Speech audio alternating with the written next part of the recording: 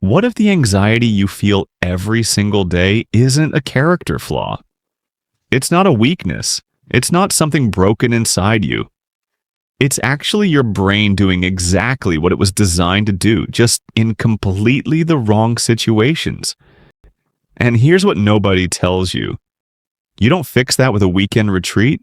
You don't fix it with a prescription you weren't sure about taking in the first place.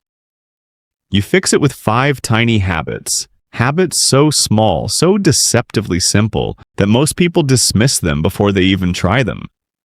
I know because I almost did the same thing. But stick with me, especially for habit number 5, because that one isn't what you're expecting. It's the habit that actually makes the other 4 stick. And if you skip it, you'll be right back here in 6 months wondering why nothing worked. If this sounds like something you need, hit like and subscribe now. We put out practical stuff like this every week, and it's completely free. Habit number 1, the cold water reset. Here's what anxiety actually is at the physical level. Your nervous system has flipped into fight or flight mode. Your heart rate climbs, your breathing goes shallow, cortisol starts flooding your system. And your brain, bless it, genuinely cannot tell the difference between a work deadline and a predator chasing you through a forest.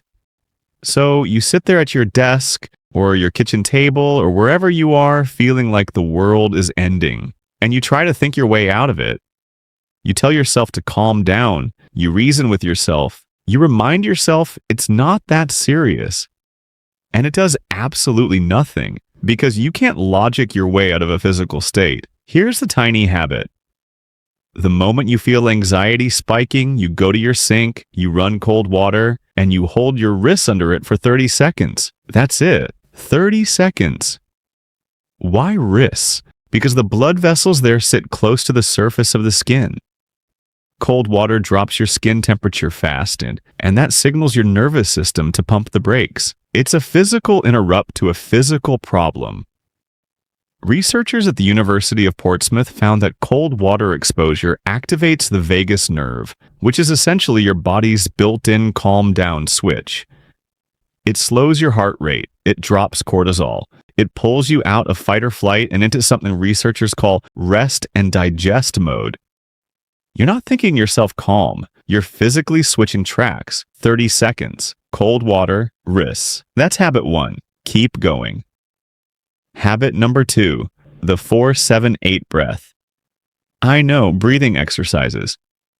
You've heard it before. Maybe you've tried it and felt a bit silly sitting there counting your inhales. I get it. But here's why most people do it wrong and why it doesn't work for them. They do it too fast. They rush through it like a task to check off. They breathe, feel nothing, and decide it's not for them. This specific pattern is different, and the science behind it is hard to ignore. Here's how it works. You inhale through your nose for 4 counts, you hold for 7 counts, you exhale slowly through your mouth for 8 counts, then you repeat it 3 or 4 times. The long exhale is the key. Most breathing techniques miss this. When your exhale is longer than your inhale, you manually activate your parasympathetic nervous system. That's the part of your body responsible for calming you down. You're essentially flipping a switch that your anxious brain forgot existed. Dr. Andrew Weil at the University of Arizona, who developed this specific technique, describes it as a natural tranquilizer for the nervous system. A study in the journal Frontiers in Psychology found that slow, controlled breathing like this reduces anxiety symptoms in as little as 5 minutes. 5 minutes. And you can do this anywhere, in your car before a difficult meeting, in a bathroom stall before a social event, in bed at 2 a.m. when your brain decides it's a great time to replay every awkward thing you've ever done. 4 in, hold for 7, 8 out. That's habit 2. Habit number 3, name it to tame it. This one sounds almost too simple, but neuroscientists have been writing about it for years, and it might be the most underused anxiety tool in existence. Here's what happens when anxiety hits and you don't do this. The emotion stays big and formless and overwhelming. It fills the whole room in your head. It feels like everything because you haven't separated yourself from it yet. Here's the habit. The moment you notice anxiety creeping in, you say out loud or in your head just 2 or 3 words describing exactly what you're feeling. Not, I'm anxious, more specific than that. Something like, I'm feeling dread about tomorrow's meeting. Or, this is social anxiety about seeing those people tonight. Or even just, this is my body catastrophizing again. That's it. Name it. Dr. Matthew Lieberman at UCLA ran brain imaging studies on exactly this. When participants labeled their emotions with specific words, activity in the amygdala, the part of the brain that drives the anxiety response, dropped significantly. Meanwhile, the prefrontal cortex, your rational thinking brain, became more active. You literally shift brain regions just by naming what you're feeling. The anxiety doesn't disappear, but it stops being this enormous, nameless thing that's in charge of you. It becomes something you're observing, something you can work with. Name it to tame it. That's habit 3. Habit number 4, the worry window. Now, this next one is going to feel uncomfortable at first, and I want you to sit with that discomfort rather than immediately dismiss it.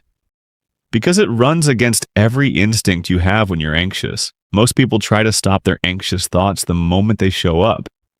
You feel a worry starting to form and you immediately try to push it away. Distract yourself. Think about something else. Tell yourself to stop. And what happens? The thought comes back louder because suppression doesn't work. Psychologists call it the rebound effect. The harder you try not to think about something, the more insistently your brain delivers it. Here's the habit instead. You give your anxiety a scheduled appointment. Pick a 15-minute window every day. Same time, same place if you can. Maybe 5 p.m., maybe after lunch. Doesn't matter when. And that window is the only time you are allowed to worry. When an anxious thought shows up outside that window, you don't engage with it. You say, not now, you've got your slot at 5, and you genuinely redirect your attention. Then when 5 p.m. comes, you sit down and you worry properly. You think through your concerns. You write them down if it helps. You give them their 15 minutes. Here's what happens over time. Your brain starts to learn that these thoughts have a place. They're not being silenced. They're being managed. Research published in the Journal of Experimental Psychopathology found that people who use scheduled worry time reported significantly lower anxiety throughout the day compared to those who tried to suppress their thoughts entirely. You're not fighting your anxiety, you're scheduling it. And weirdly, that changes everything. 15 minutes, same time daily. That's habit 4. Habit number 5, the identity anchor. Here it is, the one I told you to stay for. And yes, on the surface, it's going to sound like the smallest thing on this list. But I need you to really hear this because without it, the other 4 habits will quietly fade over the next 2 weeks. You'll do them for a few days, feel better, decide you've cracked it, and slowly stop, and the anxiety creeps back. And you'll think, those habits didn't really work for me, but they didn't stop working. You stopped doing them because you never changed what you believed about yourself.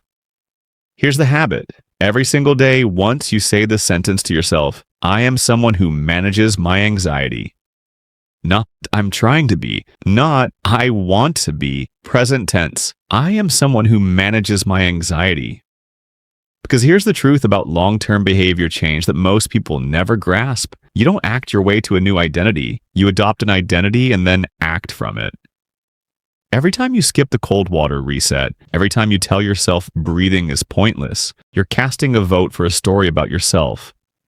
I'm just an anxious person. That's who I am. And your brain makes every future decision through that lens. But when you say, I am someone who manages my anxiety, something shifts. The 4-7-8 breath stops being a chore and starts feeling like something a person like you does. The worry window stops feeling strange and starts feeling natural.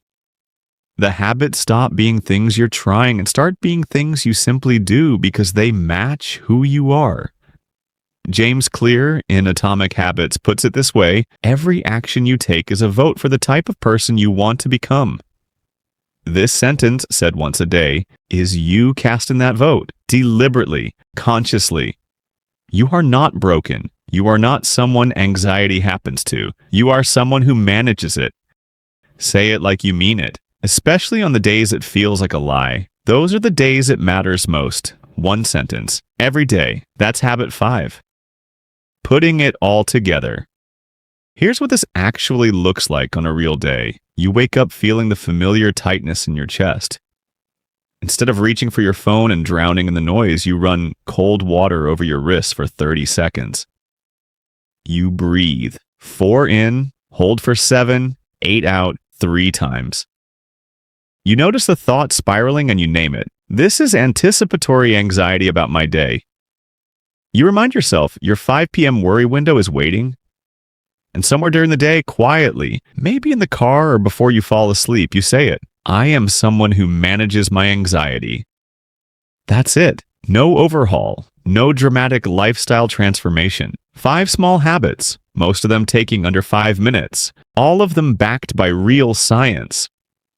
Anxiety doesn't get cured, but it does get managed. And managing anxiety is a completely different life. Start tomorrow, pick one, just one, and build from there.